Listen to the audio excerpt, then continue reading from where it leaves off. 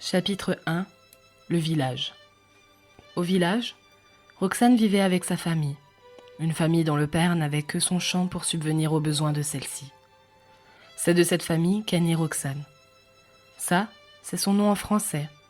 Mais chez nous, les Baoulés, lorsqu'une fille voit le jour un vendredi, on l'appelle Aya. Elle était la plus belle de la famille, voire même de tout le village. Ses frères et sœurs, qui étaient encore gamins, voulaient à tout prix ressembler à leur grande sœur, qui, en plus d'être belle, était aussi studieuse à l'école. Avec son infirme moyen, son père l'avait inscrite à l'EPP Providence 2 du village.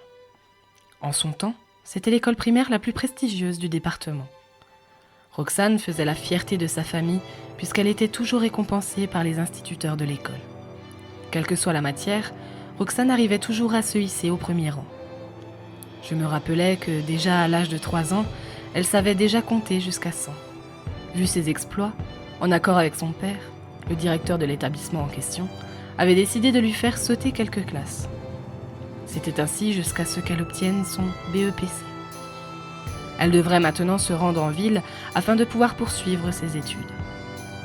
Mais elle qui ne connaissait personne à l'intérieur, comment allait-elle s'en sortir ? Son père, un jour, se rendait au champ accompagné du chef du village. Le père expliquait donc ses soucis au chef afin d'obtenir une aide possible. C'est ainsi que la nuit tomba sur le village d'Aya. Le lendemain, le chef s'était rendu en ville pour rencontrer la nouvelle tutrice d'Aya. Pensif, le père d'Aya ne voulait pas que le chef revienne de la ville avec de mauvaises nouvelles.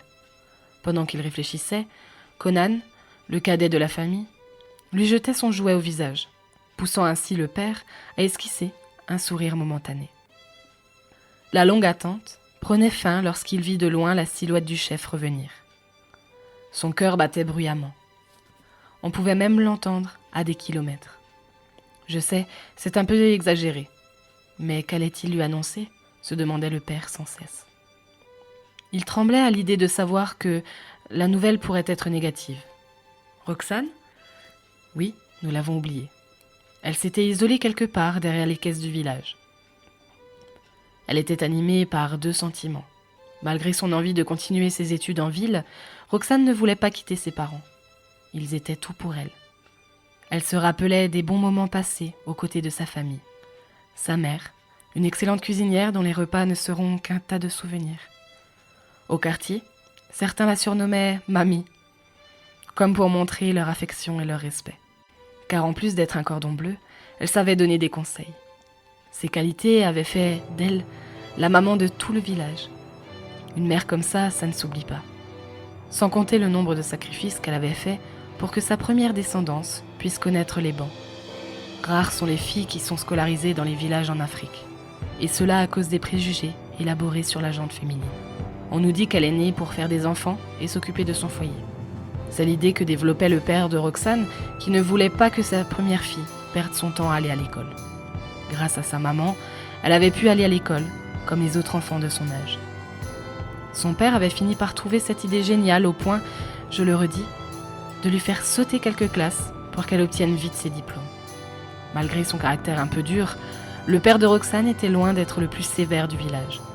Roxane avait le droit de faire ce qu'elle voulait, à condition d'en parler d'abord à son père.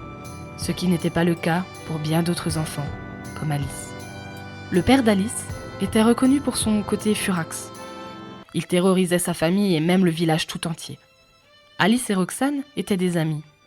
Lorsqu'Alice se faisait gronder par son père, c'est chez Roxane qu'elle trouvait refuge. Et pendant que le père de Roxane se jouait les médiateurs, sa mère, elle, lui concoctait un de ces plats délicieux qu'elle seule avait le secret. Le père de Roxane avait ce don-là, savoir ramener des personnes à la raison. Raison pour laquelle, lorsqu'un litige se présentait au village, il était toujours convié, sous l'arbre palabre, pour résoudre ses problèmes. C'était un sage, comme on le dit chez nous. Le chef pouvait donc compter sur Alain. C'est ainsi que se nommait le père de Roxane, pour l'assister dans la résolution des conflits traditionnels. Vivre des années, sans toutes ces animations, sans l'amour familial, était maintenant la mission de Roxane, puisque le chef venait d'annoncer à son père la nouvelle. Bonne ou pas, elle devrait s'y faire et respecter la décision de ses parents. D'autant plus qu'elle rêvait de devenir architecte, pour revenir faire des cases de son village des gratte-ciel. Et pour cela, il faudrait nécessairement qu'elle parte se former dans une structure adéquate. Son voyage en ville se précisait de jour en jour.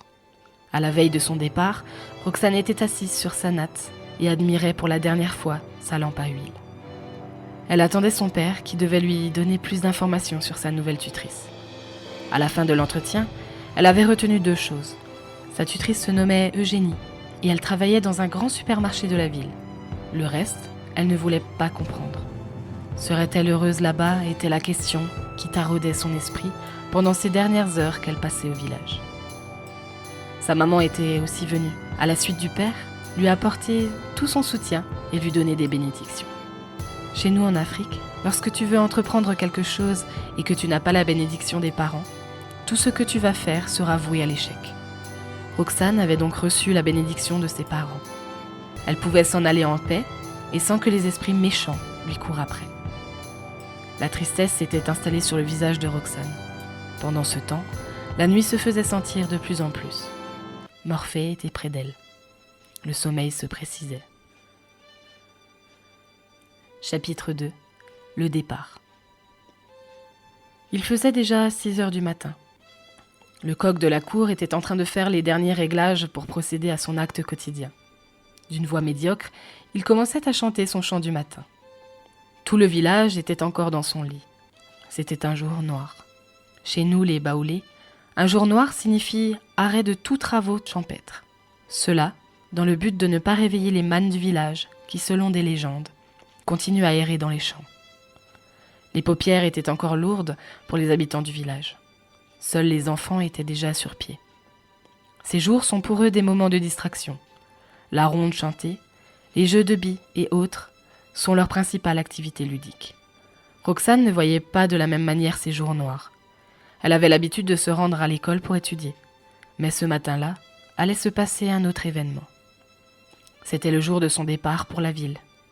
L'Eldorado pour certains villageois qui rêvent d'y mettre les pieds un jour. Roxane avait eu cette chance-là. Et cela grâce à ses études.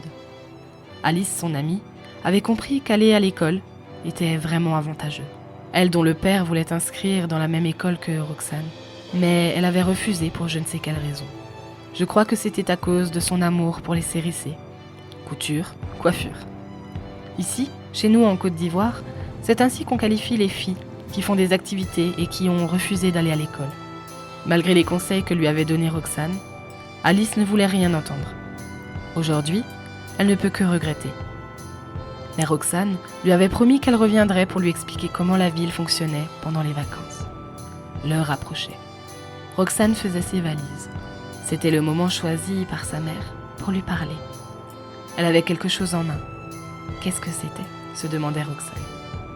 C'était une sorte de collier fabriqué à base de perles dont les couleurs allaient du rouge au noir. C'était un collier qui lui avait été remis par sa mère. Elle voulait maintenant le laisser à sa fille Roxane. Lorsque tu te sentiras seule ou triste, regarde ce collier. Serre-le très fort contre ta poitrine. Je serai toujours là pour toi, disait la mère avec un air triste et mélancolique. Roxane avait pris ce collier et l'avait gardé soigneusement. Le chauffeur du minicar était là. Il attendait Roxane pour prendre le départ. Elle était accompagnée par son père, sa mère et ses petits frères. Sans oublier les autres membres du village, car en Afrique, l'enfant est le bien de tous. C'est ainsi que se déroulait le rituel de revoir de Roxane. Tous avaient de l'eau qui coulait de leurs yeux. Roxane, elle, n'avait pas pu résister à ce balai. Elle se mit à pleurer aussi. Dans la foule, on entendait des « bonnes chances, Roxane ». Elle était vraiment aimée de tous. Le chauffeur était impatient et se mit à klaxonner plusieurs fois pour rappeler à la petite Roxane qu'il était temps de partir. Le dernier geste qu'elle avait pu faire était de balancer lentement les 2 mains pour dire au revoir à son village natal. Elle avait réussi à donner d'eau et à embarquer dans ce mini-car rempli de poussière. Chez nous, on les appelle badjan, ces mini-cars qui ont pour itinéraire de relier les villages aux villes. Le mini-car était à moitié rempli. Roxane était assise juste à la place située derrière Monsieur Kofi, le chauffeur connu du village. C'était lui qui avait la responsabilité de conduire Roxane à sa tutrice. Le chemin était long et les nombreux creux sur la route n'étaient pas là pour simplifier les choses. Il bougeait de gauche à droite sans cesse. Pendant le chemin, elle imaginait un endroit paradisiaque où elle allait pouvoir enfin étudier normalement. Elle se voyait déjà dans son bureau en train de construire des plans gigantesques pour ses nombreux clients. Brusquement, ce rêve fut interrompu par l'arrêt du minicar. « Que se passait-il » demandait l'un des passagers à Monsieur Kofi. C'était un pneu crevé. Heureusement pour eux que Monsieur Kofi était, en plus d'être chauffeur expérimenté, un ancien mécanicien. En une dizaine de minutes, il avait déjà fini de monter une nouvelle roue. Le minicar pouvait reprendre son chemin. Ils étaient encore à une centaine de kilomètres de la ville. L'arrivée n'était pas prévue pour maintenant. C'est pour cette raison que Roxane avait décidé de replonger dans ses rêves. Mais au moment d'y retourner, elle sentit les doigts de quelqu'un sur son épaule. C'était son voisin de droite. Elle n'arrivait pas à distinguer son visage car le chemin était sombre à cause des nombreux arbres qui le longeaient. « C'est moi, Rodrigue », disait la personne dont seule la silhouette était perceptible. « Rodrigue ?» se demandait-elle. « Qui cela peut bien être ?» Elle avait oublié que Rodrigue avait été son voisin sur les bancs de la classe de CM2. Pour cause de problèmes familiales, sa famille était obligée de quitter le village pour un autre. C'était comme cela qu'il avait quitté l'école EPP Providence 2, sans même le dire à sa voisine. Après 5 années passées, les voilà qui se retrouvent dans le même minicar et pour la même destination. Ils se rendaient tous à Abidjan pour poursuivre leurs études, mais Roxane ne le savait pas. Rodrigue était un garçon pas vraiment beau, je l'avoue, travailleur comme Roxane. Je me souviens du premier jour où la maîtresse l'avait conduit dans la classe de Roxane. Il était beaucoup timide et renfermé. Les autres camarades riaient de lui à cause de son visage moins plaisant. Personne ne voulait de lui comme voisin, sauf Roxane. Elle était la seule à ne point voir le physique, mais le cœur. À force de le côtoyer, Roxane avait fini par voir en lui un vrai ami. Bref, revenons aux faits. Roxane, après une réflexion de 30 secondes, avait fini par se souvenir de Rodrigue. C'était des retrouvailles insolites. Elle pouvait enfin discuter avec quelqu'un dans le car comme les autres passagers. Rodrigue lui expliquait qu'il partait à Abidjan pour également continuer en classe de seconde. Il riait, il se papotait au point de ne pas voir le temps passer. Il faisait 13 heures quand Monsieur Kofi annonçait qu'il ne restait que 10 km à parcourir avant d'arriver à la fameuse ville Abidjan. Pour leur donner l'occasion de faire fuir la fatigue, Monsieur Kofi avait décidé de stopper le minicar près d'un village.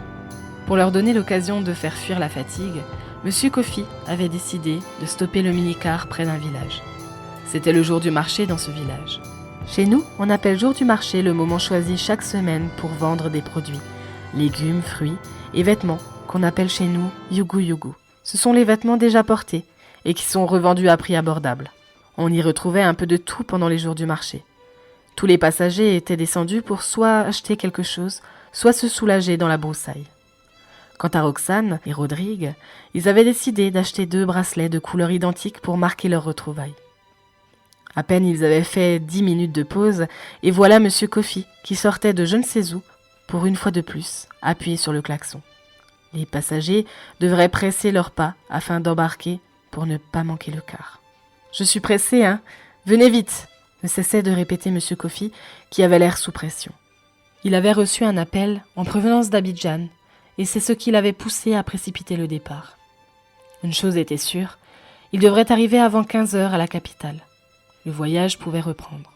Épuisés par ce long trajet, tous les passagers étaient en train de fermer les yeux. Et après des heures de route, des bruits réveillèrent tout le monde dans le minicar.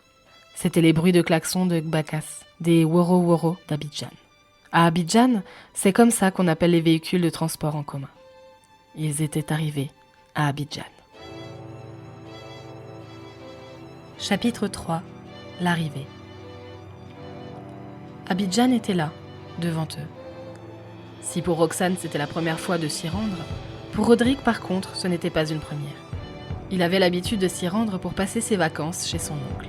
C'était un habitué du coin, si bien qu'il connaissait pratiquement tout le personnel de la gare dans laquelle Monsieur Kofi avait garé son minicar, devenu encore plus sale à cause de la poussière. Le chemin qui menait à Abidjan n'était pas bitumé. Roxane était anxieuse. Monsieur Kofi lui avait dit d'attendre dans le véhicule. Tous les autres passagers descendaient rapidement, sans même jeter le moindre regard sur Roxane qui les regardait avec un air étonné. C'était vraiment différent de son village natal.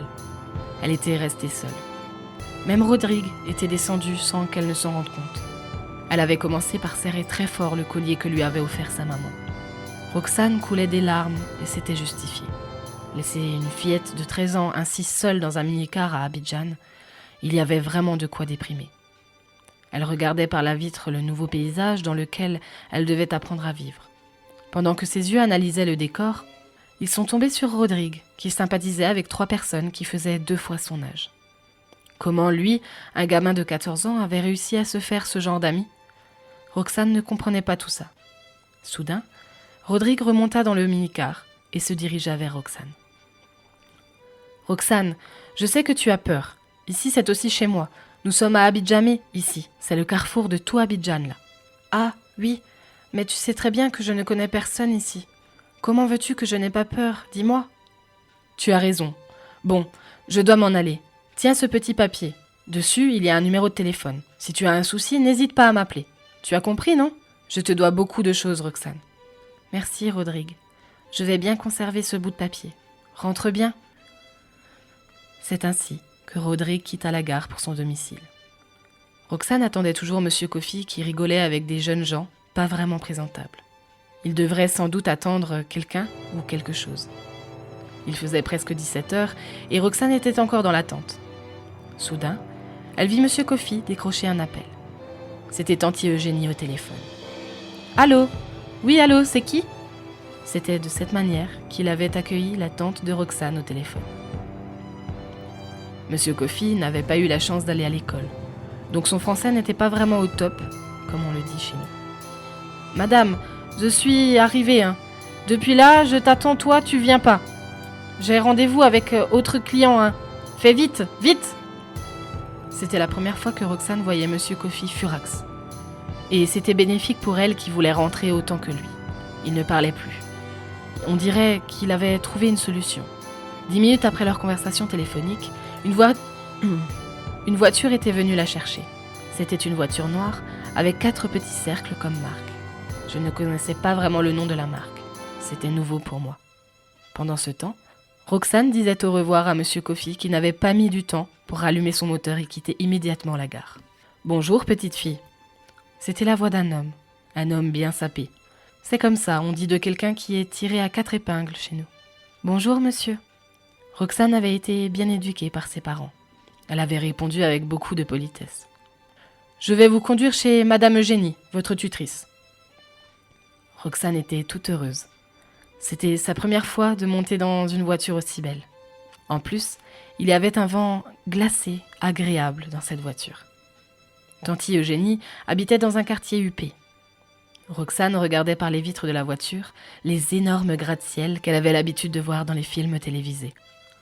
C'était la réalité en face d'elle maintenant. Elle qui nourrissait l'idée de devenir architecte, elle était en train de réaliser que ce n'était pas un travail facile, qu'il fallait des années et des années d'études pour réussir à dessiner de tels plans. C'était l'opposé de son village. Tout le monde était pressé et personne n'avait le temps de discuter avec son voisin. C'était la remarque qu'elle avait faite. Les voilà maintenant arrivés à la résidence. Il y avait un gardien pour la surveillance jour et nuit. C'est le paradis chez Tanti Eugénie, se disait Roxane. « Vous êtes arrivée, petite fille. » C'était la dernière phrase qu'avait dit le chauffeur à Roxane. Elle descendit de la voiture. Elle avait été accueillie chaleureusement par Tanti Eugénie. Cette dernière était heureuse de voir enfin Roxane, la belle jeune fille dont le chef lui avait parlé. « Bienvenue, mon enfant.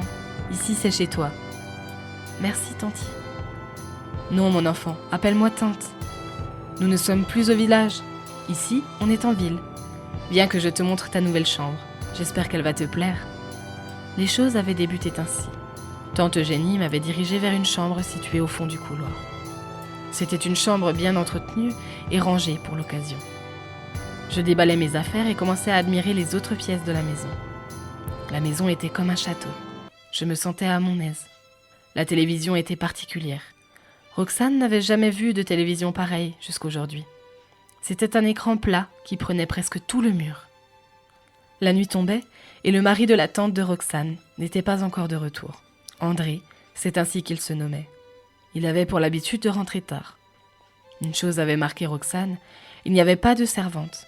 C'est comme ça qu'on appelait les domestiques chez nous, dans une grande maison comme celle-ci. Mais ce n'était pas réellement la préoccupation de Roxane. La nuit tombait et Roxane avait décidé d'aller se reposer après le long et périple voyage auquel elle avait assisté. Chapitre 4. Premier jour. La première nuit de Roxane dans cette maison était paisible. Elle, qui était habituée à entendre chaque matin la douce mélodie des coqs de son village, devrait s'habituer à se réveiller maintenant sans leur chant. À la place, il y avait une montre programmée pour sonner chaque jour à 6 heures. Seul son réveil avait gâché la belle nuit qu'elle avait passée. Elle s'était réveillée en sursaut à cause du réveil dont le volume était à son paroxysme. Elle avait hâte de connaître sa nouvelle école. Elle avait entendu sa tante parler d'une école bien structurée. Mais c'était encore les vacances et elle devrait attendre plus de 2 mois afin de remettre les pieds dans un établissement scolaire. Après avoir pris son bain, elle se dirigeait au salon pour saluer sa tante. Elle s'était rendue compte qu'elle était matinale. Tante Eugénie était encore dans son lit à communiquer au téléphone. Soudain, elle vit tonton André sortir comme un éclair de la chambre conjugale. À peine il avait dit bonjour à Roxane. Ce n'était pas bien grave, peut-être qu'il était de mauvaise humeur, pensait Roxane. Tonton André était un monsieur responsable et élégant. Je comprends pourquoi sa femme le mettait toujours en garde. Il pouvait avoir toutes les filles qu'il voulait sans exception. Mais aux yeux de Roxane, il était uniquement son tonton et rien d'autre. C'est vers 10 heures que la tante de Roxane était sortie de la chambre. C'était une femme très élégante également. Dommage, je n'avais pas remarqué cela hier. Elle était grande de taille et avait un teint authentique. Je crois qu'elle utilisait du beurre de karité comme gamme corporelle. Son teint brillait en ce dimanche matin. Elle portait un magnifique ensemble, cousu par le meilleur styliste du quartier. Enfin, c'est ce que j'avais appris ce matin lorsque le gardien parlait avec le jardinier de la maison. Elle devrait se rendre dans une église pour prier. Elle était très catholique, à en croire les propos du jardinier. Avec une démarche altière, tante Eugénie se dirigeait vers Roxane avec sur les lèvres un joli sourire qui laissait entrevoir ses dents bien rongées. « Bonjour mon enfant, as-tu bien dormi ?»« Bonjour ma tante. Oui, j'ai passé une agréable nuit. Et vous ?»« Bien ma fille. Je vais de ce pas à l'église d'à côté. Je serai de retour vers midi. La nourriture est déjà prête. Elle se trouve dans la cuisine. » C'est sur ces mots que ma tante m'avait laissée seule dans cette grande maison. J'étais allée voir le gardien et le jardinier pour échanger un instant avec eux. Ils étaient les seuls avec qui je pouvais rire et me distraire. Le jardinier était un Burkinabé et le gardien, un Malien. Pour sa première fois, Roxane avait eu comme amie des personnes plus âgées qu'elle. Elle s'était rappelée de Rodrigue à son arrivée à la gare. Elle comprenait maintenant. Midi était arrivé et Roxane avait fini de manger. Et même si le plat n'était pas celui de sa tendre mère, elle avait quand même apprécié. C'était du riz accompagné de la sauce graine, avec plein de viande de poulet à l'intérieur. Chez elle au village, elle mangeait le poulet uniquement pendant des moments festifs. Désormais, elle allait en manger tous les jours. Rien qu'à y penser, elle était doublement heureuse. Le soir, tonton André était rentré à l'heure. Apparemment, c'était un événement qui n'arrivait qu'une fois dans le mois. Ma tante était heureuse ce soir-là. Et c'était l'occasion choisie pour qu'elle me présente enfin à son mari. J'avais peur de la réaction de tonton André. Allait-il m'accepter ? Je ne savais pas, et cela me faisait de plus en plus peur. Nous étions à table lorsqu'elle avait commencé les présentations. « Chérie, tu te souviens de la fille du village dont je t'avais parlé ?»« Oui, chérie, je me rappelle. »« Eh bien, hier, elle est arrivée. C'est elle en face de toi. » Elle se tourna vers Roxane. « Mon enfant, présente-toi à ton oncle. » C'est avec une voix tremblante que Roxane commençait sa présentation. Bonjour mon oncle, je m'appelle Conan Marie Aya Roxane et j'ai 13 ans. Bien ma fille. En plus tu t'exprimes très bien. Bonne arrivée. Je sais que ta tante te l'a déjà dit, fais comme chez toi ici. Après ces mots, Roxane était maintenant rassurée. Son oncle n'était pas aussi méchant qu'elle le pensait. Leur première rencontre était déjà oubliée. Ils devraient repartir sur de nouvelles bases. Après le dîner, mon oncle et ma tante étaient partis dans leur chambre. Moi, j'étais restée 1 heure encore à discuter avec le jardinier. Le gardien, lui, était occupé à monter la garde de la maison. Chapitre 5. Les imprévus. La vie était belle chez tante Eugénie. Roxane vivait sans pression jusqu'à ce qu'un événement vienne tout bouleverser. Bien avant, elle avait utilisé le téléphone fixe de la maison, après avoir demandé l'autorisation à sa tante pour appeler son ami Rodrigue. Ils avaient longtemps communiqué. Ils avaient beaucoup de choses à se raconter puisque cela faisait déjà 1 mois qu'elle était à Abidjan. Un soir pluvieux, Roxane était dans sa chambre à penser à sa famille qu'elle avait laissée loin, là-bas au village. Cette nostalgie avait fini par l'emporter dans un sommeil léger. En plus, il faisait bon temps. La forte pluie participait à arroser de la plus belle des manières le sommeil de Roxane. Il faisait maintenant 23h54. C'était l'heure choisie par son oncle pour rentrer à la maison. Encore une rentrée tardive pour lui. Vous ai-je décrit Roxane ? Non. Pour comprendre les lignes qui suivront, il va falloir que je vous décrive son physique. Roxane était une très charmante jeune fille. Malgré ses 13 ans, son physique laissait voir une fille de 18 ans, tellement elle était en forme. C'est comme cela qu'on qualifie une fille avec des rondeurs impressionnantes chez nous. Ses seins étaient bien arrondis et directs. Elle avait un joli petit visage sur lequel on pouvait voir de petits yeux bien disposés. Sa bouche était suave et ses cheveux étaient naturels. Leur beauté était camouflée dans une tresse en natte africaine. Au village, plusieurs hommes voulaient d'elle comme femme. Elle était bien dessinée de partout. Un jour, un missionnaire français était allé au village rendre visite au chef. Il était tombé sous le charme de Roxane qui, en son temps, n'avait que 11 ans. Et comme elle savait déjà bien lire et écrire, en guise de cadeau, il lui avait écrit un poème dans lequel il louait ses qualités. J'ai pu obtenir quelques vers de ce poème qu'elle avait caché loin dans son sac et dont personne ne le savait. En voici quelques vers. Faite de poussière, mais aussi de chair, c'était une sculpture en chair d'ébène qui ne pouvait être mise aux enchères. Dans ce musée de bois et de paille, elle mène une vie traditionnelle pour échapper à tout regard indiscret, venant de notre monde occidental, démarche de fée, corps en évolution, visage d'ange. Je ne me souviens plus du reste. C'est ce que j'ai pu voir pendant qu'elle disait ce poème en aparté. Voilà un peu ce que je pouvais dire sur Roxane. Une fille qui fait tourner facilement la tête en un mot. Tonton André n'était pas resté insensible face à la beauté physique et intellectuelle de Roxane. Déjà pendant les présentations, il n'avait cessé de la regarder avec un air intéressé. Il n'était pas vraiment bavard et obtenait tout ce qu'il voulait. C'était l'information que Roxane avait pu tirer de ses conversations avec le jardinier de la maison. Cela expliquait peut-être la raison pour laquelle il n'y avait pas de domestique dans cette grande maison. Tonton André était peut-être à la base de ce problème. Voilà qu'il était encore rentré tard dans la nuit. Et le comble, c'est qu'il avait la gueule de bois. Et ça, la tante de Roxane n'appréciait pas beaucoup. Son statut ne lui permettait pas de se montrer comme ça ivre devant les gens. Roxane avait jeté un coup d'œil sur un dossier que son oncle avait oublié sur la table vitrée du salon un matin. C'est en ce moment qu'elle avait su ce qu'il faisait comme travail. Il était le directeur général d'une entreprise du nom de Jumia. Je ne savais pas ce qu'on faisait là-bas, mais une chose était sûre, c'était une grande maison d'achat sur Internet que tout Abidjan connaissait.